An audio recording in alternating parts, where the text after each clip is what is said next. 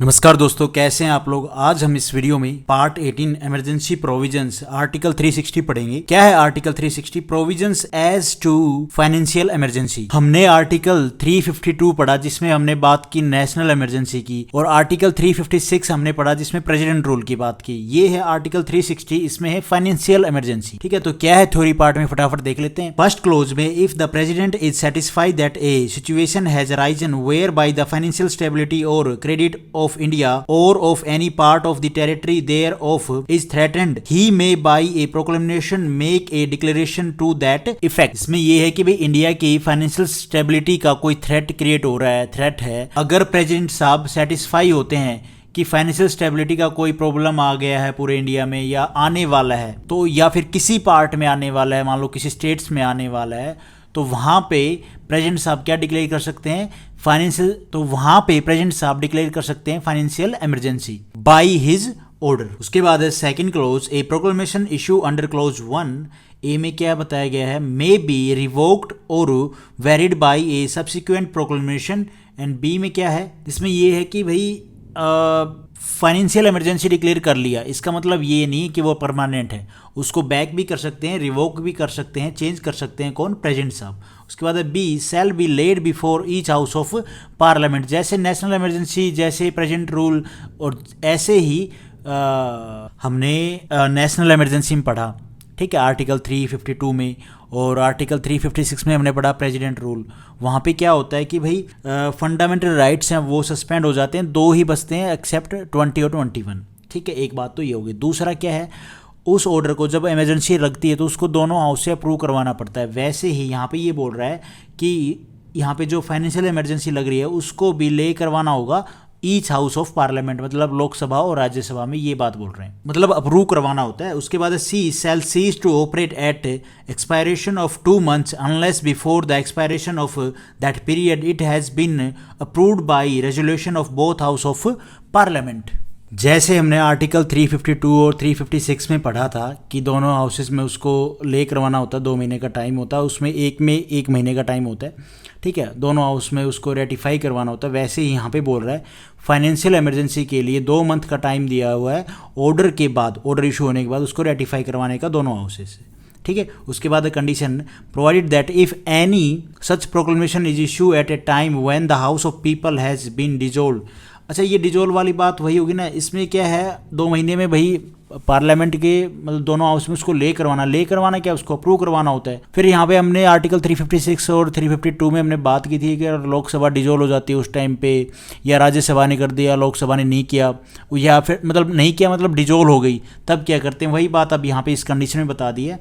ठीक है, at the time when the house of people has been dissolve और the dissolution of the house of the people takes place during the period of 2 months referred to in subclause C, and if a resolution approving the proclamation has been passed by the Council of States Rajya Sabha, but no resolution with respect to such proclamation has been passed by the House of the People before the expiration of that period, the proclamation shall cease to operate at the expiration of 30 days from the date on which the House of People first sit after its reconstitution, unless before the expiration of the said period of 30 days a resolution approving the proclamation has been also passed by the House of the People। तो इस condition में यही बताया गया है भाई, जब वो ऑर्डर 2 महीने के अंदर में क्या है उसको अप्रूव करवाना होता है दोनों हाउस से। अब दोनों हाउस के लिए दोनों हाउस का होना जरूरी है। अब राज्यसभा ने कर दिया मान लो, और लोकसभा डिजोल्व हो गई, ठीक है, या जिस टाइम पे ऑर्डर इशू हुआ उस टाइम पे दोनों हाउसेस से इसको अप्रूव करवाना होता है, उस टाइम पे क्या है लोकसभा डिजोल्व है, तब क्या करेंगे? ठीक है, ये बात बोली गई इसमें। जो आर्टिकल 352 और 356 में बात पूछी गई, जो मैंने आपको डिटेल में थोड़ा सा बताने की कोशिश की थी, वही बात यहाँ पे है सेम। ये दोनों केस हो जाए, काउंसिल ऑफ स्टेट क्या हो, राज्यसभा ने अप्रूव कर दिया, but no resolution with respect to such proclamation has been pass by the house of the people, Lok Sabha के द्वारा उसको पास नहीं किया गया before the expiration of that period. अब इसमें ये बोल रहे हैं कि तब क्या होगा जब लोकसभा डिजोल्व होगी, उसके बाद क्या?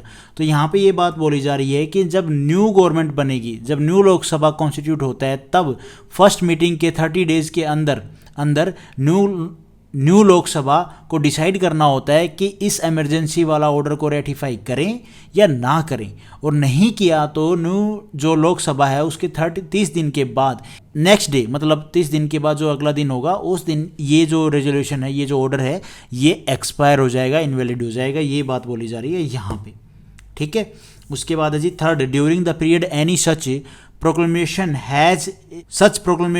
as is mentioned in clause 1 is in operation, the executive authority of the union shall extend to the giving of direction to any state to observe such canons of financial property as may be specified in the directions, and to the giving of such other directions as the president may deem necessary and adequate for the purpose. इसमें यही है कि जब financial emergency लगती है तो union government के पास right आ जाता है कि स्टेट गवर्नमेंट को डायरेक्शन देने के अपना जो फाइनेंशियल चीज़ें हैं उसको कैसे ठीक करें, ठीक है, यानी जो फाइनेंशियल स्टेबिलिटी वहाँ पे बिगड़ गई है उसको स्टेबल कैसे करें, उसके लिए यहाँ पे बताया जा रहा है कि यूनियन के पास पावर आ जाती है स्टेट को डायरेक्शन देने के लिए, ठीक है।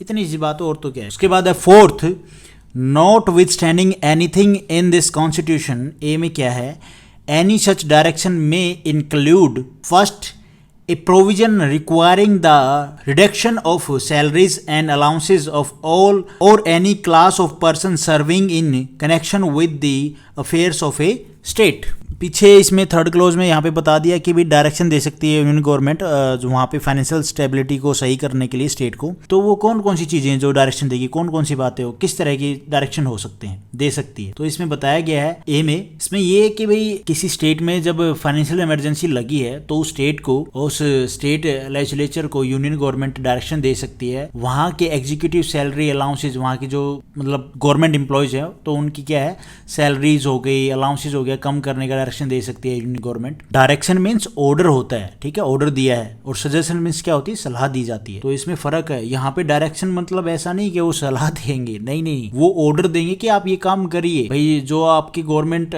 डिपार्टमेंट के जितने भी एम्प्लॉयज हैं उनके जो सैलरीज हैं उनको थोड़ा कम कीजिए, अलाउंसेस है उनको कम करें, ऐसे डायरेक्शन दे सकते हैं, यहाँ पे ये बोली जा रही है फर्स्ट में। उसके बाद second, a provision requiring all money bills और other bills to which the provision of article 207 apply to be reserved for the consideration of the president after they are passed by the legislature of the state। इसमें ये कि भाई money bill जो normally governor तक ही जाते हैं, लेकिन इस तरह की जो ये फाइनेंशियल इमरजेंसी किसी स्टेट में लग जाएगी, किसी एरिया में लग जाएगी, तो मनी बिल वहाँ के पैसे का खर्चा, उस स्टेट के जो खर्चा है, उस स्टेट का जो एक्सपेंडिचर है वो कैसे हो, उसके बारे में प्रेसिडेंट साहब का कंसिडरेशन के लिए भेज सकते हैं, ऑर्डर दे सकती है यूनियन गवर्नमेंट स्टेट को।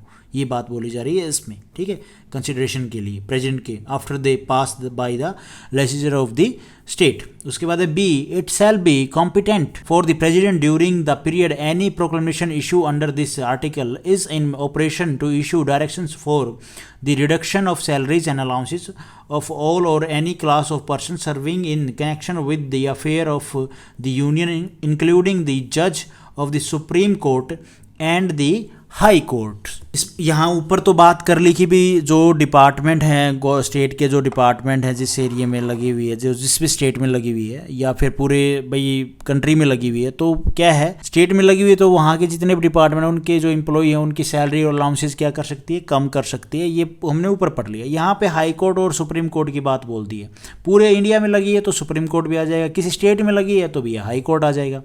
यहाँ पे ये है कि भाई हाई कोर्ट और जो सुप्रीम कोर्ट के जो जजेस हैं और उनका जो स्टाफ है उनकी क्या है सैलरी को कम कर सकते हैं फाइनेंशियल इमरजेंसी के टाइम पे, उनके जो अलाउंसेज हैं उनको कम कर किया जा सकता है, कम कर सकते हैं। ये बात बोली जा रही है बी में। ये आर्टिकल मैंने आपको इस आर्टिकल का एक बेसिक सा आइडिया तो दे दिया है, लेकिन देखो यार हर एक आर्टिकल इतना वाइड है, अगर उसको पढ़ा जाए इतना वास्ट है कि आपका टाइम इतना ज़्यादा कंज्यूम हो जाएगा। जितना आप सीख सकते हो उतनी नॉलेज है, उतना आप सीख सकते हो।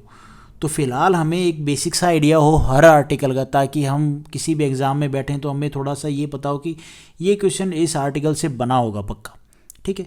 तो मैंने कोशिश की है सारे आर्टिकल्स की वीडियो डालने की, भाई एक बेसिक आइडिया हो। स्टार्टिंग की वीडियोस थोड़ी डल हैं क्योंकि बोलने का भी थोड़ा सा नहीं था और माइक वाइक भी नहीं था यार। तो होप सो आज की ये वीडियो आपको ठीक ठाक लगी होगी। Thank you for watching this video. Video आपको ठीक लगी तो लाइक करना और चैनल पे नए हो तो गाइज सब्सक्राइब करना।